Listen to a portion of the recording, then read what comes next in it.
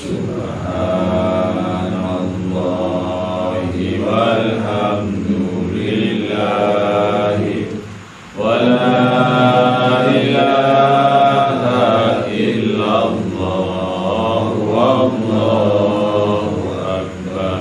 Tasyakur. Alhamdulillah.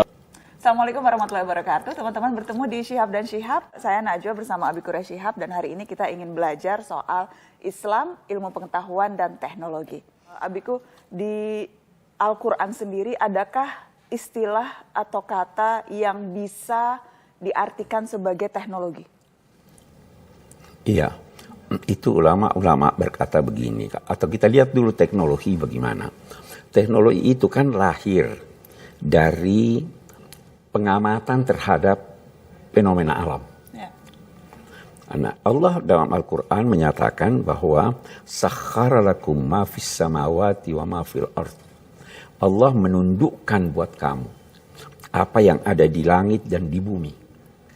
Allah memerintahkan kamu memperhatikan alam raya. Allah juga memerintahkan untuk membaca dan meneliti. Nah, perintah-perintah ini itulah yang kalau diterapkan itulah yang menghasilkan teknologi.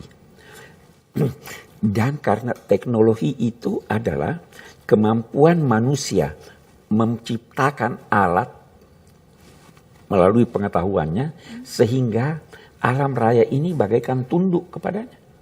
Nah, Allah sejak semula menyatakan sakhara lakum, Allah menundukkan buat kamu. Panas.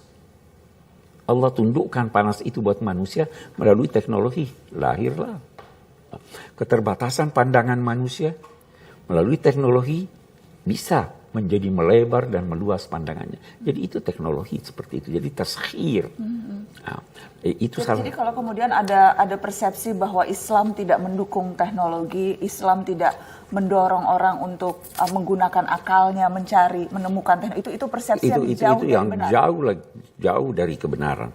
Kita lihat kemajuan peradaban Islam itu jauh sebelum Eropa masih dalam alam kegelapan. Ulama-ulama Islam, khususnya yang di Andalusia, di Spanyol sekarang itu, melakukan penelitian-penelitian dan menggunakan akalnya dan sebagainya. Dan itulah yang merambat sampai ke Eropa. Nah, tapi di sini dia mandek, di sana dia maju terus. Sehingga kita ketinggalan, padahal sebenarnya yang memulainya kita. Yang memulainya justru dunia Islam. Dunia Islam. Dunia Islam yang memulainya.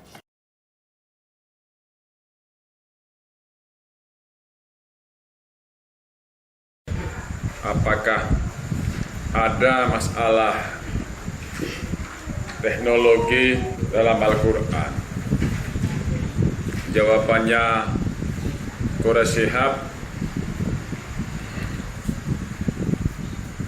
sakhkhara lakum ma fis samawati wa ma fil ardi. Jawaban pertama itu di surat Luqman dengan surat Al-Jaziyah.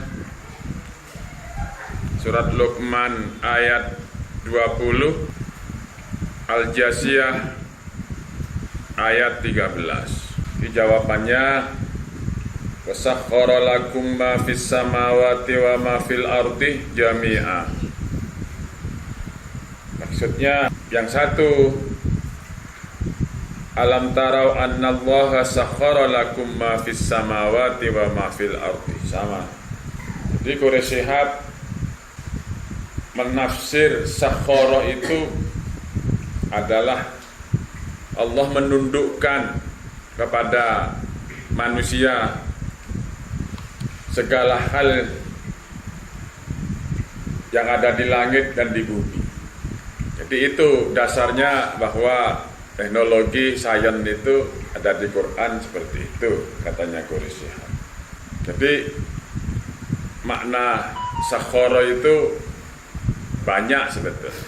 Jadi sakhara itu bisa dimaknai menundukkan. Sakhara itu bisa dimaknai sudah diberikan oleh Allah untuk dinikmati, didaya gunakan, atau sakhara itu bisa dimaknai dikuasai. Jadi sakhara itu banyak sekali maknanya. Bisa juga sakhara itu bahwa manusia itu di dalamnya itu sudah terkandung langit dan bumi. Maksudnya sudah diberikan kepada manusia bahwa dalam diri manusia itu ya terdapat langit dan bumi. Kalau saya sering mengutip qul nahbitu minha jami'a, itu lebih luas lagi. Di qul nahbitu minha jami'a itu manusia itu sudah diberikan segala hal oleh Allah, sudah diturunkan semua kepada manusia. Sifat Tuhan sudah, sifat malaikat sudah,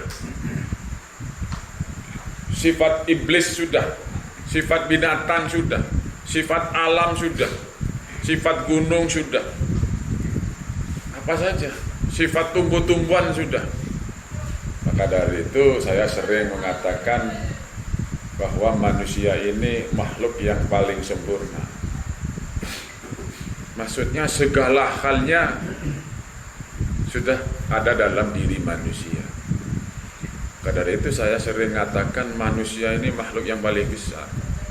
Makhluk yang paling besar, derajatnya paling tinggi.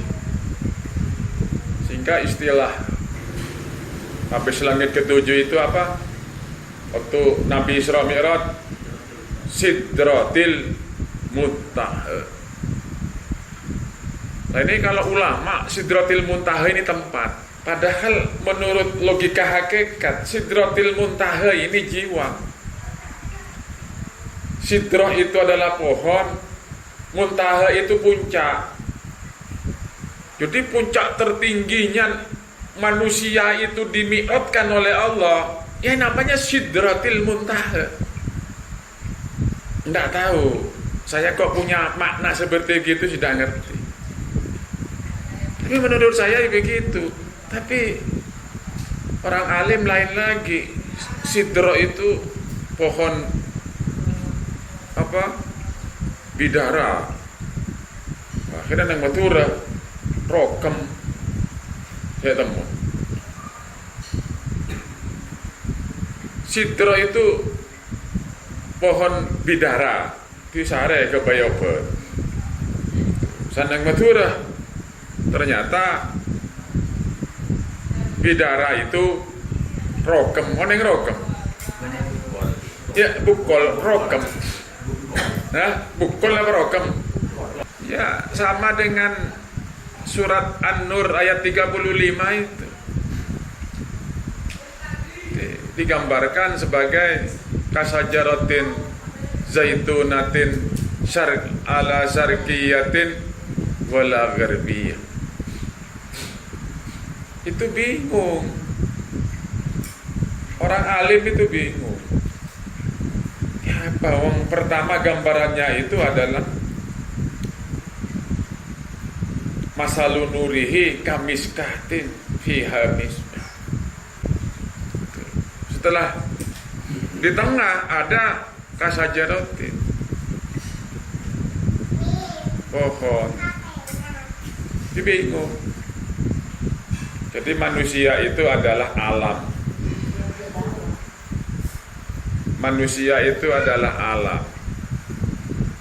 Jadi disebut makrokosmos, mikrokosmos. Di dalam diri manusia itu ada semua. Nyari apa enggak ada? Ini neraka ada. Ayo di manusia nyari surga ada. Jadi manusia ini mau memunculkan neraka bisa, ada di dalam. Mau memunculkan malaikat, sifat malaikat ada. Mau memunculkan sifat iblis ada. Jadi alam. Maka dari itu dikatakan dengan miskah. Miskah itu ruangan. Ruangan ini dibungkus oleh waktu. Di dalam ruang itu ada misbah. Misbah itu ternyata jiwa manusia. Misbah itu lentera, sinar, nur.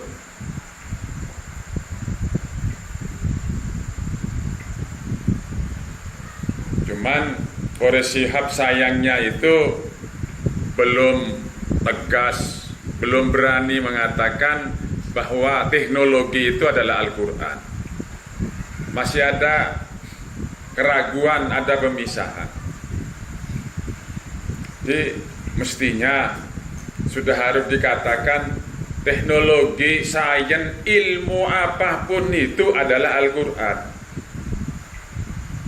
Semuanya itu ilmu Allah, nggak ada yang tidak ilmu agama. Semuanya ilmu agama. Ilmu apa saja. Tidak ada yang tidak ilmunya Allah, tidak ada. Nah ini kurang beraninya Quraisy Shihab di situ, karena ya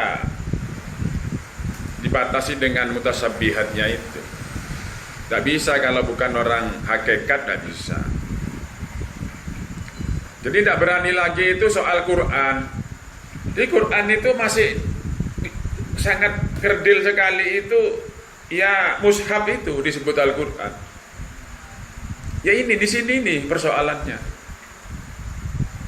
Jadi yang 30 juz itu mushaf Al-Quran. Al-Quran itu kalamullah. Jadi tidak ada batasan juz. Tidak ada. Kalau 30 juz itu, masa kalamullah itu cuma 30 juz? Dibatasi dengan huruf, dibatasi dengan bahasa. Ini kerdil. Mestinya itu harus, ya ini loh yang tidak dimiliki oleh orang-orang mutasabbihat. Jadi kalau hakikat ini itu lebih menjurus kepada substansi, kepada makna.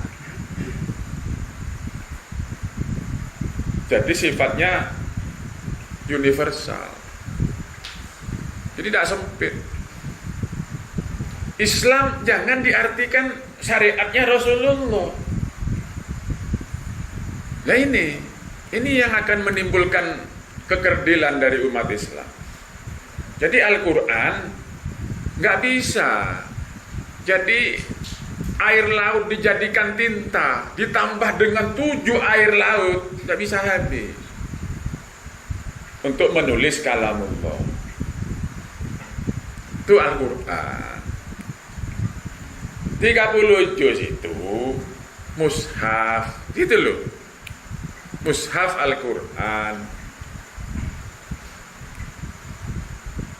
Aslinya Al-Quran, Gus Dur sudah ngasih tahu, Al-Quran Qadim wahyu minul, ya tanpa dinulis. Jadi Al-Quran itu langsung ke hati Rasulullah yang asli, tidak ada huruf. Begitu ditransfer ke otaknya Rasulullah, tafsir sudah. Dari otak Rasulullah ditransfer ke lisan Rasulullah, tafsir lagi. Akhirnya berbahasa Arab, karena Rasulullah pakai bahasa Arab. Coba orang Madura namanya, pasti yang keluar bahasanya Madura. Tafsir itu. Jadi yang 30 juz itu tafsir dari tafsir. Ditafsir lagi. Apa ruwet? Itu. Karena semuanya mutasabbihat. Al-Quran bisa disingkat sebetulnya 30 juz itu 3 huruf. Sudah hatam. Alif Lam Mim. Selesai Alif Lam Mim. Alif itu adalah Khaliq, Lam itu adalah makhluk, Mim itu adalah manusia. Isinya Al-Quran simbol-simbol dari membahas antara satu itu Allah Khaliq, dua itu makhluk, yang ketiga manusia. Sudah itu kata. Tidak usah 30 juz. Nah, itu kan penjelasan saya. Tetek bengek apa itu. Jadi Al-Quran itu ya manusia itu sudah. Jadi jangan nyari teks yang gamblang tentang persoalan yang macam-macam, tidak bisa. Jadi ini Nana langsung akan bertanya teman-teman yang menitipkan pertanyaan ini, misalnya dari Miss Ayunha. Mbak Nana, aku mau tanya perihal teori sejarah adanya manusia purba zaman dahulu. Iya. Namun dilihat dari segi Islam, manusia pertama di muka bumi itu Nabi Adam alaihissalam. Apakah manusia purba dan Nabi Adam tercipta di bagian bumi yang berbeda? Atau sebenarnya manusia purba itu tak pernah ada? Karena selama ini jika saya tanyakan itu ke guru sejarah, tidak pernah ada jawabannya. Tolong diberikan jawaban menurut pandangan Abi Quraisy. Sekarang begini, Al-Quran ada menceritakan tentang kejadian manusia. Tapi dia juga menceritakan bahwa sebelum kejadian manusia Adam ini, sudah ada makhluk-makhluk lain. Dia tidak terangkan apa makhluk lain itu. Boleh jadi makhluk lain itu manusia purba. Boleh jadi.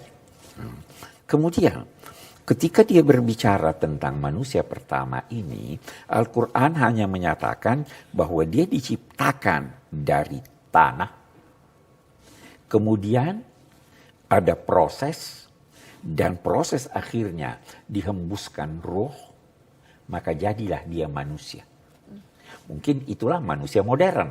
Nah, tetapi Al-Quran tidak menjelaskan apa yang terjadi setelah tanah sebelum ditiupkan roh. Kalau saya bisa beri gambaran begini, Nan. Kita punya alfabet A sampai Z. Saya sebut A, mulanya A, akhirnya Z. Ada enggak antara A dan Z? Banyak. Banyak. Al-Quran hanya menceritakan A dari tanah dan menceritakan Z dihembuskan dari ini. Jadi boleh jadi ada proses di sini. Nah, Al-Quran tidak menjelaskan hal ini. Karena itu ada orang berkata begini, apa memang benar itu teori Darwin atau New Darwinisme? Kita katakan Islam tidak membahas itu bidang ilmu. Kalau ilmu bisa membuktikannya, maka dia tidak bertentangan dengan Al-Quran. Karena Al-Quran hanya berkata dari tanah, akhirnya ditiupkan roh menjadi Adam. Ya kan? Itu bidang ilmu. Jadi tolaklah dia atas nama ilmu atau terimalah dia atas nama ilmu. Jangan libatkan Islam Al-Quran di sini. Al-Quran hanya berkata A dan Z. Jadi bisa saja orang percaya teori Darwin, tetapi juga percaya... banyak dari ulama Islam yang percaya itu. Dan membenarkan itu. Ibnu Khaldun salah seorang yang menyebut tentang hal itu. Bahwa ada proses dari kejadian manusia ini. Sampai dia mencapai apa yang diistilahkannya alamul qirada. Tapi orang secara tulis dia kira alamul qudrah. Ada yang bilang alamul qirada itu banyak. Jadi banyak yang itu. Tapi dia tidak atasnamakan Al-Quran. Dia atasnamakan penelitian. Kita juga begitu. Kita tidak wajar menolak teori Darwin atas nama Al-Quran. Tapi silahkan tolak atas nama ilmu pengetahuan. Jangan juga menerimanya atas nama Al-Quran. Silahkan terima atas dasar ilmu pengetahuan. Oke, Nanda bisa menjawab ya. Dari Dirham 94, Islam tidak menolak teknologi, tetapi masyarakat Islam banyak diantaranya mengalami kejumudan berpikir akibat teknologi. Seperti apa masyarakat Islam yang berteknologi agar sikap perilakunya tetap berada dalam sikap Islam itu sendiri? Memang kita harus akui bahwa teknologi bermacam-macam. Hemat Abi begini, Islam tidak melarang teknologi, tetapi penggunaannya itu yang harus diatur.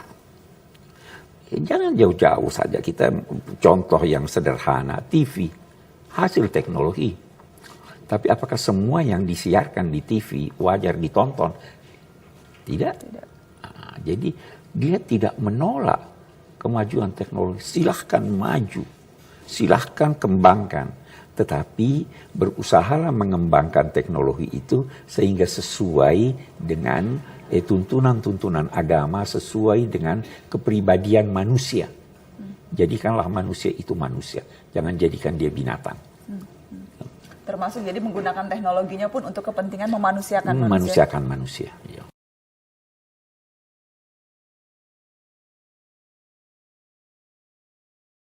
Seperti pertanyaannya, apakah manusia pertama itu adalah Nabi Adam atau manusia purba? Baca surat Al-Mu'min ayat 78. Surat Al-Mu'min ayat 78 itu di Quran sudah dijelaskan, walaqad arsalna rusulan min qablika. Jadi Allah betul-betul telah mengutus rasul min qablika, sebelum kamu Muhammad. Min qablika itu sebelum kamu. Minhum man qasasna, sebagian dari mereka itu saya kisahkan, ya Allah. Sebelum itu lo terhitung. Sebelumnya Nabi Muhammad itu sudah ngutus Rasul. Minhum, sebagian dari mereka itu mangkososna, kami kisahkan alaika daba'an Muhammad. Wa minhum malam naksus alaika. Sebagian saya lo cerita lagi dah hidup. Itu sebagian cerita akhir, sebagian lo akhirnya nang Quran sebab ada zaman seke me senang Quran, senang hadis. Hadis dari Tirmidzi itu Nabi dan Rasul itu 124.000 itu dari hadis. Yang diutus menjadi Rasul dari Nabi-Nabi itu Rasulnya 312 Rasulnya. Itu yang dikisahkan di hadis.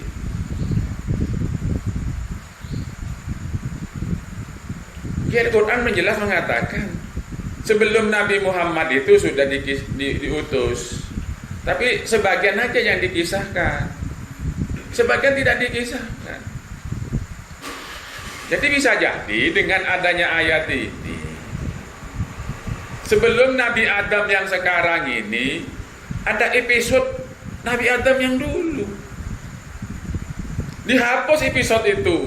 Tutup, katanya Allah. Bangun Nabi Adam, habis itu Idris dan sebagainya. Itu episode yang sekarang. Habis ini nanti mungkin dihapus episode ini, muncul Adam lagi. Jadi dari ayat ini bisa berepisode manusia itu. Jadi dari Adam yang ibu Hawa ini, yang ke kita sekarang ini, satu saat nanti dihapus.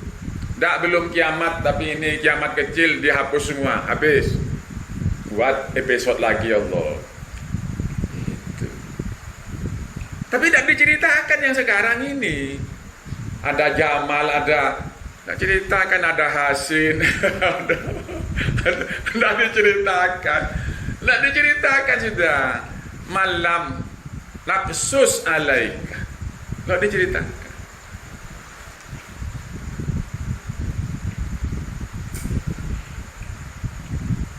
Jadi tidak usah ragu, begitu itulah. Jadi ini episode sekarang ini ibarat ada sinetron itu, kan begitu ya. Jadi nanti habis episodenya tutup terakhir, ya sudah, habis semua dibuka lagi. Episode lagi gitu loh. Bisa jadi yang pertama Nabi Adam itu ada di Madura. Tuh, ketemunya nanti di Kenjeran sama Ibu Hawa.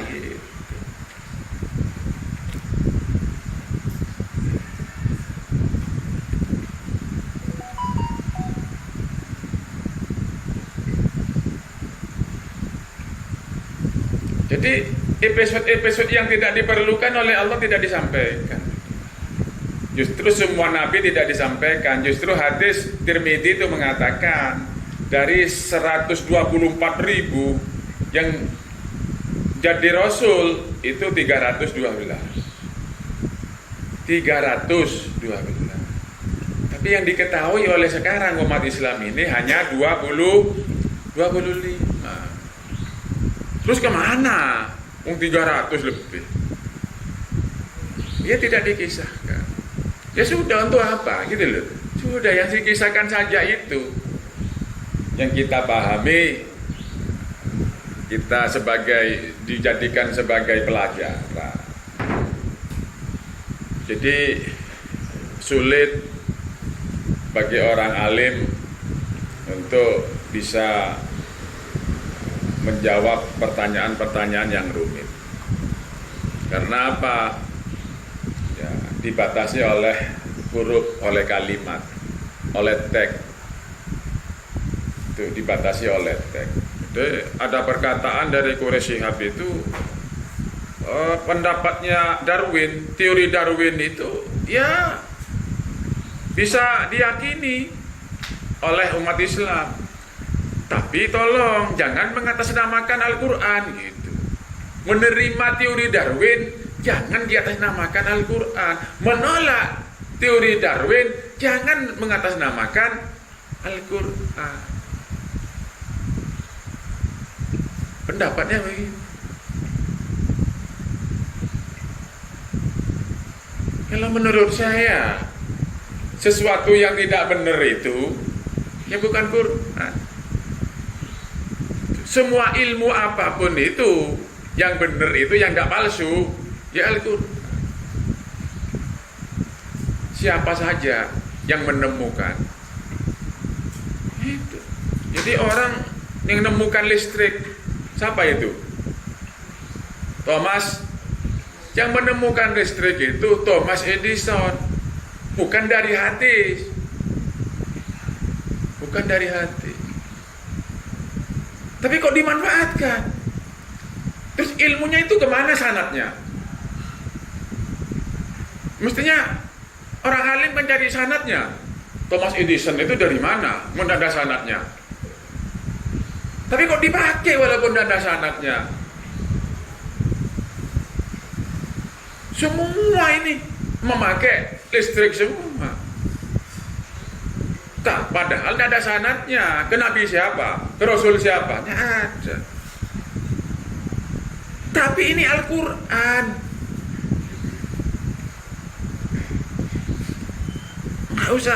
Nggak usah ragu-ragu. Semuanya itu ilmunya Allah. Tidak ada yang tidak ilmunya Allah. Yang tidak palsu. Itu yang dimaksud. Terus ada lagi pendapat dari Quraisy Shihab itu, sebetulnya Barat itu ya belakangan. Yang lebih maju dulu itu adalah umat Islam katanya. Pada waktu ada di Spanyol, di Cordova.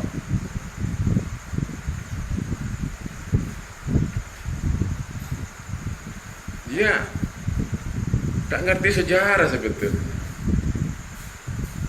Mulai zaman Rasulullah tidak ada teknologi. Sampai sahabat tidak ada teknologi.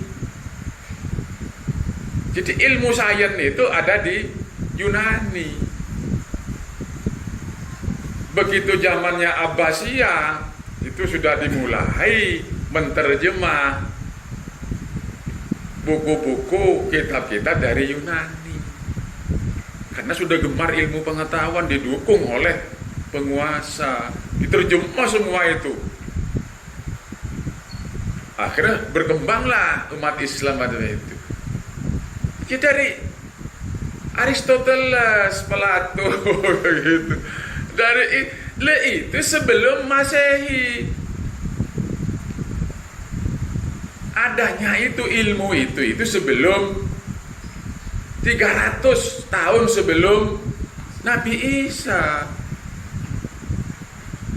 sebelum Masehi. Itu sudah ada ilmu pengetahuan berkembang itu di mana nih itu.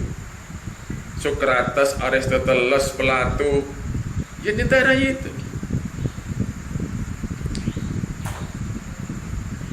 Lah ilmu-ilmu itu akhirnya zamannya pada waktu Khalifah Abbasiyah itu diterjemah ke bahasa Arab, berkembanglah Islam. Tuh. Akhirnya dilanjutkan oleh Barat. Itu. Nah, berikutnya umat Islam ini hanya menghafal Quran sama hadis. Sampai sekarang umat Islam itu cukup menghafal teks Al-Quran dan hadis. Akhirnya menjadi ngelindur sama melamun. Jadi Al-Quran dibaca, sekalipun artinya tidak tahu, itu namanya ngelindur. Sekalipun artinya tidak tahu, kan dipelajari baca itu. Tidak tahu artinya apa, tidak tahu. Tapi hafal Yasin. Itu. Nah itu namanya ngelindur. Yang tahu artinya, tahu tafsirnya, tapi melamun. Tidak menemukan barangnya. Yang banyak umat Islam ya cuma dua itu sekarang. Ngelindur sama melamun. Tapi sudah bilang dia alim. Mana buktinya alim? Yaitu surat Al-Hadid dibaca, dihafalin. Akhirnya dilamunin. Surat besi.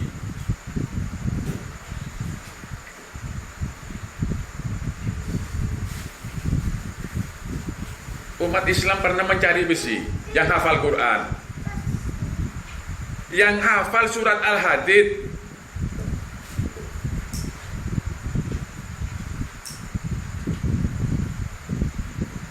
Ya cuma dua, dingelindurin sama dilamunin. Sudah. Wa anzalnal hadid. Allah menurunkan besi. Ya sudah. Ditafsir, wah besi. Ya sudah sampai di situ sudah. Tidak pernah kenal ketemu dengan besinya. Fihi ba'sun sadidun wa manafi'u linnas.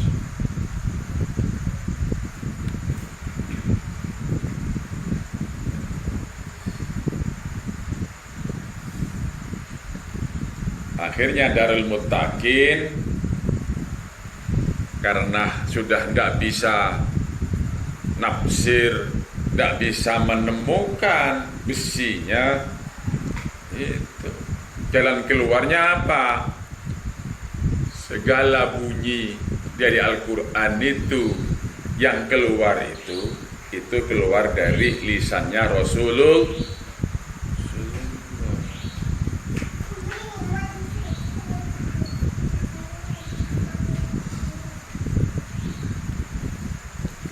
Lafaz Al-Quran mulai dari Bismillah, Suratul Fatihah sampai An-Nas semuanya itu keluar dari lisan Rasulullah. Ya sudah itu.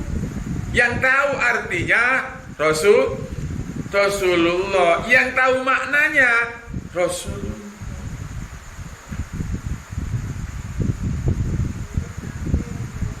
Ini jalan pintas dari Darul Muttaqin.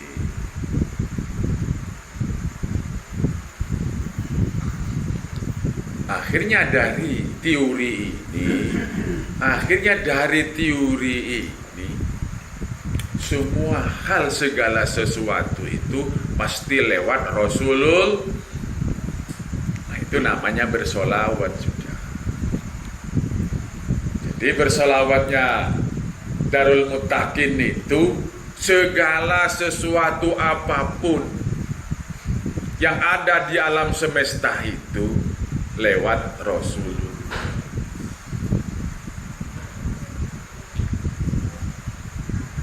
lewat Rasulullah. Tapi bukan Rasulullah yang mutasyabihat. Itu perlu diketahui. Rasulullah yang muhkam, yang tidak pernah mati, yang tidak pernah wafat. Jadi setiap manusia oleh Allah diberi sifat Rasul.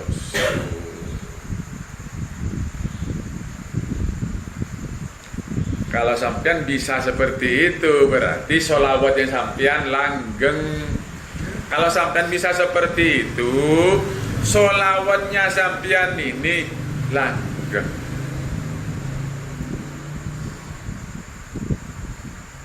Tapi tidak usah dibaca.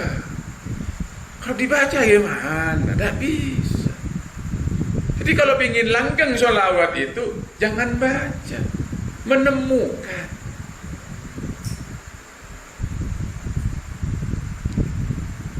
Mengetahui, memahami, menemukan, terakhir memiliki.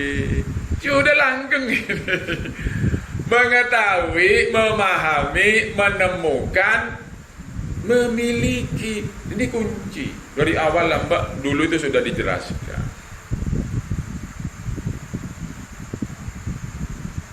Kalau sampai langgeng sholawatnya, sampai tidak pernah bisa dengan Rasulullah. Sampai selalu bersama Rasul. Kalau sampai sudah nyambung kepada Rasulullah, otomatis nyambung kepada Allah lewat malaikat Allah. Wa ma kana Allahu liyu'adzibahum wa anta fihim. Wa ma kana Allahu, kalau kamu selalu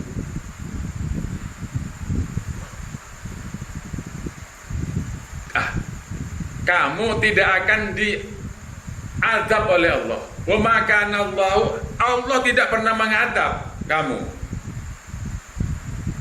Wa ma kana Allahu liyu'adzibahum, tidak pernah mengadab mereka. Allah tidak akan pernah mengadab mereka. Wa anta fihim, kalau kamu Muhammad berada di diri mereka. Jadi orang yang selalu bersama Rasulullah, yang tidak pernah ada adab dari Allah, tidak mungkin dihisab. Wa ma kana Allahu liyu'adzibahum wa anta fihim.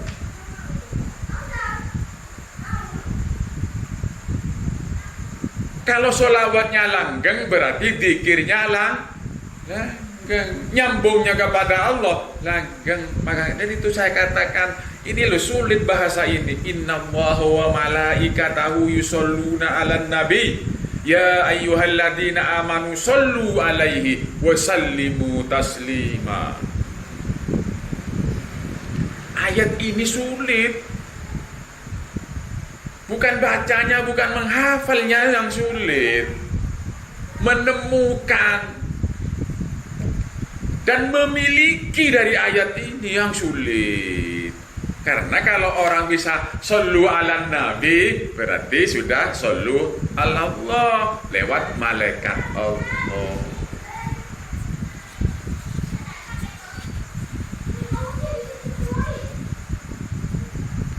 Kalau tidak nyambung kepada ini, bisa nyambung kepada setan.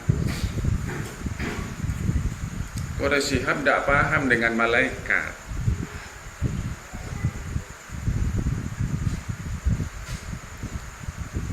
Malaikat bisa berupa manusia. Manusianya laki. Tapi Quraisy Shihab menjelaskan, malaikat itu bukan laki, bukan perempuan. Tapi tidak sadar dia itu. Yang datang kepada Rasulullah itu laki, yang datang kepada Ibrahim itu laki yang berupa manusia.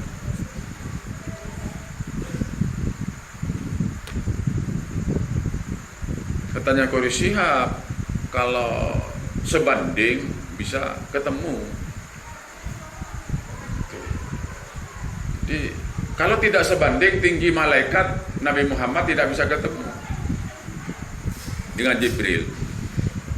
Tapi kalau setara, ketemu Nabi Muhammad itu dengan Jibril.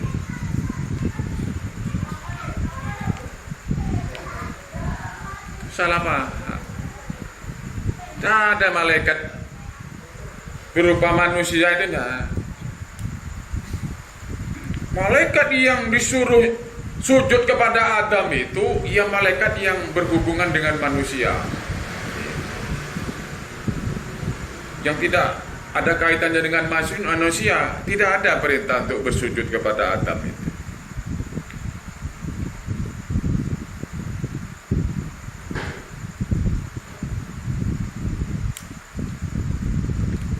Tidak paham, malaikat itu makhluk sifat,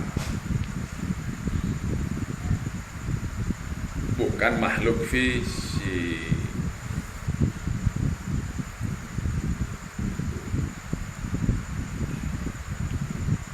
Nah, kalau ada Rasul, Nabi ketemu dengan, atau bukan Nabi ketemu dengan malaikat berupa manusia, itu jiwa dari orang itu.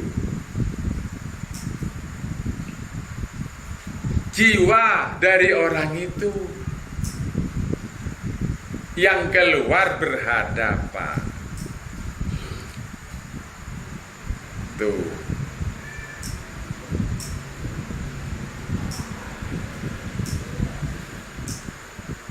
Jadi jiwa dari orang itu bukan malaikat yang asli, Bu. Bu. Itu. Malaikat pernah menemui Siti Maryam. Tetap laki. Loh, kok malaikat kok jenis kelaminnya laki? Tidak berjenis kelamin malaikat itu. Berarti itu yang keluar itu adalah jiwanya Siti Maryam. Yang keluar di situ jiwanya Nabi Ibrahim. Keluar di situ kalau berupa manusia.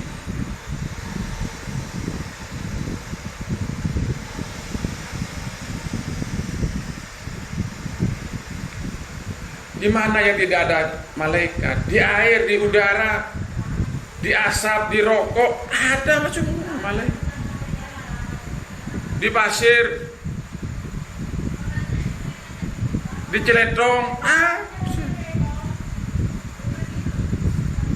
malaikat itu adalah makhluk sifat. Setiap ada benda di situ ada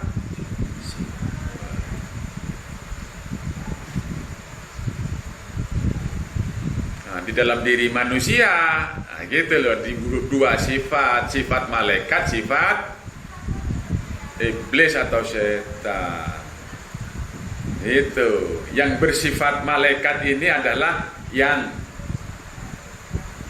tugas untuk manusia jika berjalan di jalan Allah.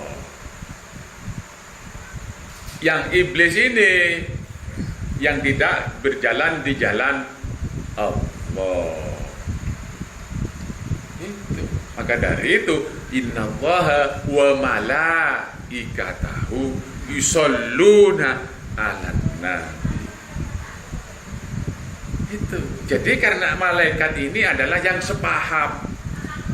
Manusia yang sepaham dengan Allah, ya malaikat penghubungnya.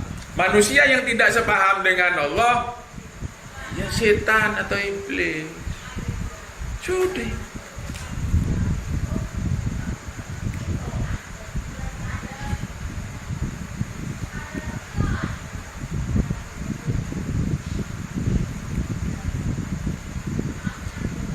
Jadi kalau sampean belum paham persis masalah itu, ya itu harus kita tadaburin, itu direnungi.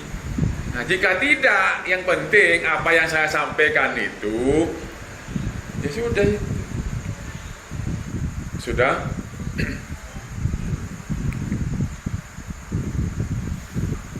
Jadi Quraisy Shihab sudah terjawab.